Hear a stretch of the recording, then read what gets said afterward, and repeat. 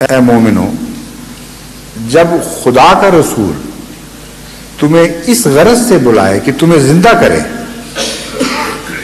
اللہ اور خدا کا رسول جب اس غرض سے تمہیں بلائے، نہیں یہ نہیں، میں لفظی ترجمہ کرتا ہوں، استجیبو، قبول کرو اس دعوت کو، اللہ اور رسول کی دعوت کو قبول کرو جب رسول تمہیں اس غرض سے بلائے کہ تمہیں زندہ کرے۔ اللہ اور رسول بلائے نہیں فرمایا، فرمایا کہ جب اللہ اور رسول کی دعوت کو قبول کرو جب خدا کا رسول تمہیں اس غرض سے بلائے کہ تمہیں زندہ کرے۔ یحییکم کا لفظ ہے، یہ وہی لفظ ہے جو عیسیٰ علیہ السلام کے مردے زندہ کرنے سے متعلق ہے۔ اب وہ رسول جو نسبتاً ادنا درجے کا ان کو تسلیم ہے، ویسے تو ہر رسول بلند مرتبہ ہوتا ہے، مگر محمد رسول اللہ صلی اللہ علیہ وسلم کے مقابل پر نسبتاً ادنا مقام پر فائز تھے، ان کے متعلق جب یحیی کا لفظ آتا ہے یا زندہ کرنے کا، تو مولوی ظاہری معنی تسلیم کرنے پر مجبور کرتے ہیں، اور جب رسول اللہ صلی اللہ علیہ وسلم کے متعلق یہ لفظ آئے اور خدا کا حکم ہو کہ فوراً جواب دو، زندہ ہو جائے کرو، تو اس وقت اس کے دوسرے معنی کرتے ہیں۔ ایک ہی لفظ دو نبیوں کے متعلق استعمال ہوا قرآن کریم میں، ایک رسول اللہ صلی اللہ علیہ وسلم اور ایک عیسیٰ علیہ السلام۔ عیسیٰ کے معنی اور کر لیے اور محمد مصطفیٰ کے معنی اور کر لیے، اور تسلیم ہے کہ محمد رسول اللہ صلی اللہ علیہ وسلم کے متعلق میں جو معنی کرتے ہیں وہ نسبتاً ادنا ہیں، ہمارے نزدیک اعلیٰ ہیں، ان کے نزدیک ادنا ہے، اس لیے کہ وہ عیسیٰ کی شان بنانے کی خاطر آپ سے لڑتے ہیں کہ اس کے معنی روحانی کرو گے تو اس کی شان گھٹے گی، جسمانی معنی کرو تاکہ اس کی شان ظاہر ہو۔ تو ان کا دل گواہی دیتا ہے کہ ظاہری معنی کرنا زیادہ شاندار ہیں، تبھی آپ کے اوپر الزام دیتے ہیں کہ تم عیسیٰ کی تخفیف کرتے ہو اور ظاہری مردے زندہ کرنا تسلیم نہیں کرتے۔ تو دل ان کا گواہی دیتا ہے کہ وہ معنی زیادہ شاندار ہیں، اور رسول اللہ صلی اللہ علیہ وسلم کی دفعہ شاندار معنی نہیں کرتے بلکہ گھٹیا معنی جو ان کو یہ گھٹیا سمجھتے ہیں کر دیتے ہیں۔ ہمارے نزدیک روحانی معنی ہی شاندار ہیں اور جسمانی معنی کی کوئی حیثیت ہی نہیں ہے۔ ایک نبی جسمانی مردے زندہ کرے کیا فرق پڑے گا، روحانی طور پر زندہ کرے تو اس لیے فرق پڑے گا کہ آئندہ ساری زندگی کا روحانی زندگی سے تعلق ہے، جسمانی زندگی کا تو یہاں کے چند روز سے تعلق ہے۔ تو ہم یہ کہتے ہیں کہ رسول اکرم صلی اللہ علیہ وسلم کے حق میں جو معنی کرتے ہو، اول وہی افضل معنی ہیں، دوم انہی معنوں کا اطلاق باقی انبیاء پر بھی کرو، یہ ہمارا مسلک ہے۔ لیکن وہاں یہ جیسا کہ میں نے بیان کیا، جس کو اچھے سمجھتے ہیں وہ عیسیٰ کے لیے، جس کو ادنا معنی سمجھتے ہیں وہ رسول اللہ صلی اللہ علیہ وسلم کے لیے کر دیے۔ تو قرآن ہمارے حق میں گواہ ہے۔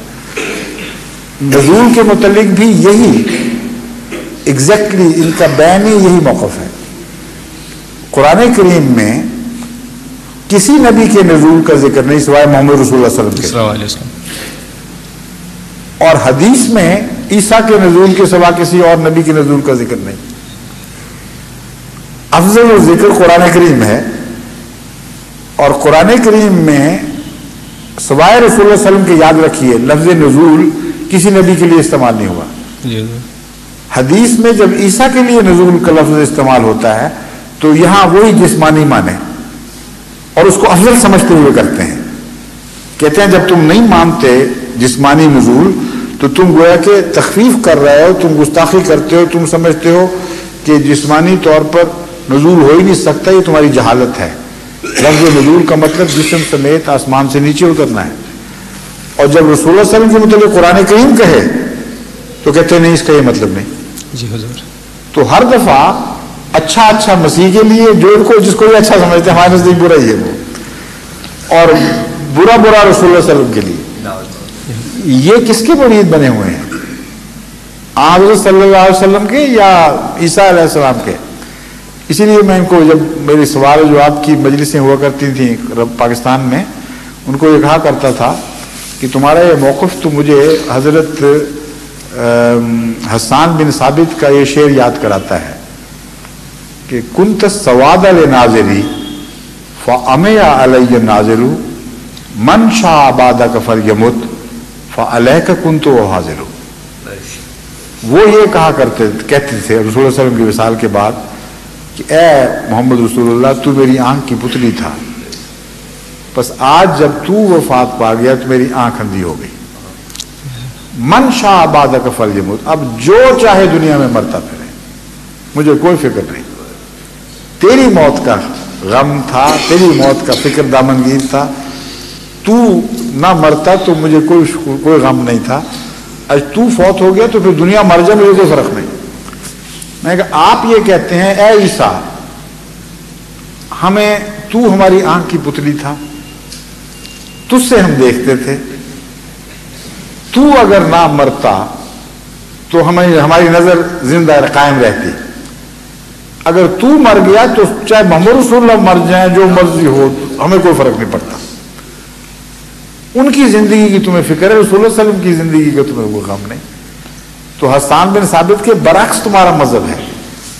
तो ये मसला सिर्फ मौत और हयात पर नहीं इतलाक पाता, बल्कि हर उस लफ्ज पर इतलाक पाता है जहां हजरत ईसा अलैहिस्सलाम और रसूलुल्लाह सल्लल्लाहु अलैहि वसल्लम मुश्तरक हैं। और हर दफा इनका फैसला ईसा के हक में होता है, रसूलुल्लाह सल्लल्लाहु अलैहि वसल्लम के खिलाफ होता है। मौत और हयात के मुतल्लिक अब सुन लीजिए, कुरान करीम ने फरमाया मा मुहम्मदुन इल्ला रसूल क़द खलत मिन क़ब्लिहि रुसूल।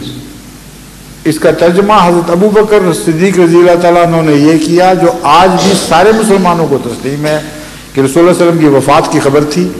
जिस शख्स के मुतल्लिक ये आयत नाजिल हो जाए ऐसी कि मा मुहम्मदुन इल्ला रसूल क़द खलत मिन क़ब्लिहि रुसूल, उसका मरना यकीनी हो जाता है। एक और आयत भी है, वो है मल मसीह इब्न मरियम इल्ला रसूल क़द खलत मिन क़ब्लिहि रसूल।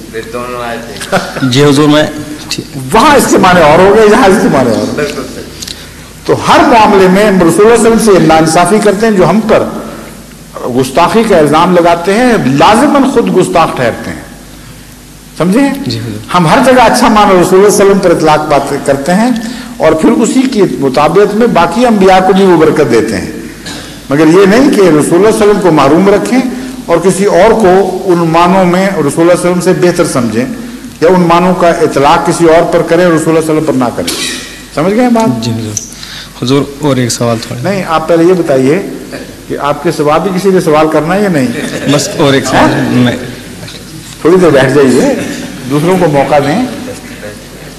आप कश्मीर से आए हैं, वो हैदराबाद से भी आए हुए हैं, और भी फरमाइए, आप आ जाए। आपके बाद फिर आपको दूंगा, फिर आप, फिर उसके बाद आप। अस्सलाम वालेकुम। वालेकुम सलाम। हुजूर, मैं कानपुर में रहता हूँ। कानपुर वाले दूर खड़े होकर बात करते हैं, करीब आ जाए, करीब आ जाए।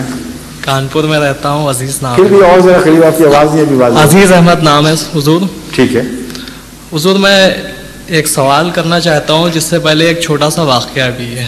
सुनाइए। मेरे दो दोस्त हैं, और भी दोस्त हैं, मैं उन दोस्तों के साथ अजमेर शरीफ गया था जी। तो वहाँ पे ख्वाजा गरीब नवाज़ की जो मज़ार है, उनके साथ मैं वहाँ गया। तो वहाँ पे जो लोग चादर चढ़ाते हैं और उनके वहाँ पे लोग आदमी खड़े रहते हैं, जिनके ऊपर वो लोग चादर डाल देते हैं और दुआएं देते हैं। तो हुजूर, उन्होंने मेरे साथ, मतलब हम पास में खड़े थे, चादर उन्होंने मेरे सर पर डाल दी। सर पर चादर डाल दी? जी। क्यों? और डालने के बाद वो दुआएं देने लगे कि ख्वाजा जी तुम्हारी मुरादें पूरी कर